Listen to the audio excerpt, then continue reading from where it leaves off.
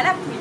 Alors, c'est un excellent mouvement puisqu'il s'agit de faire une extension de hanche et on sait que les fessiers, grands fessiers notamment, sont extenseurs de hanche.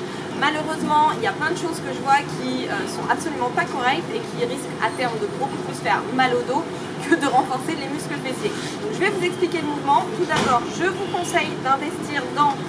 Je suis déjà petite mais j'ai envie d'être encore plus petite, hein, vous avez vu, d'investir dans un bracelet à anneaux comme celui-ci qui sera beaucoup plus pratique pour faire l'extension à la poulie puisque vous n'aurez pas à mettre vos pieds dans une poignée ou quelque chose comme ça.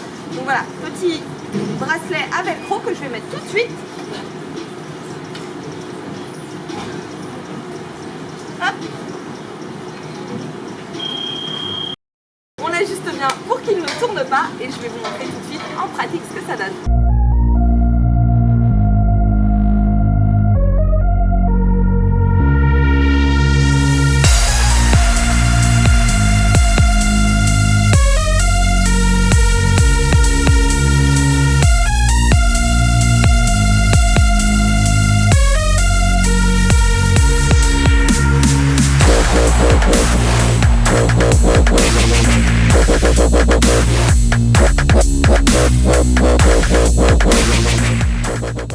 Donc voilà, sur ce mouvement super important d'engager les abdos. Et pourquoi je me penche en avant?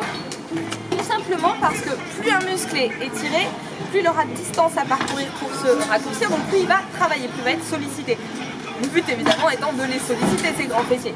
Donc si vous vous penchez plus en avant, vous allez augmenter la flexion de hanche et du coup augmenter l'amplitude du mouvement. Donc vous aurez un recrutement musculaire qui est plus important.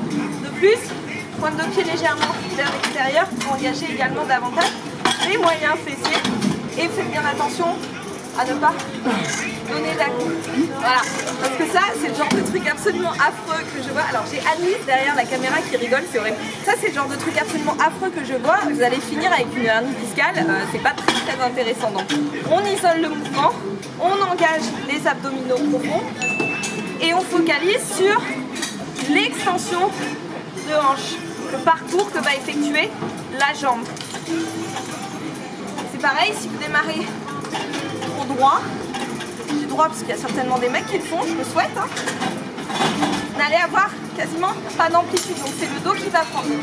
On s'incline, on engage les abdos et on parcourt le plus de distance possible avec la jambe. Alors vous allez certainement sentir aussi la jambe d'appui qui va travailler puisque les fessiers, notamment petits moyens fessiers, sont stabilisateurs de la hanche. Donc c'est tout à fait normal que vous les sentiez. Mais encore une fois, faites votre mouvement consciemment en vous concentrant sur la fesse qui travaille, donc la fesse de la jambe qui est en mouvement, parce que c'est de cette manière uniquement que vous ressentirez bien le mouvement. Et je le répète encore une fois, en engageant à fond les abdominaux. Donc pareil, comme d'habitude, 10-12 répétitions par jambe.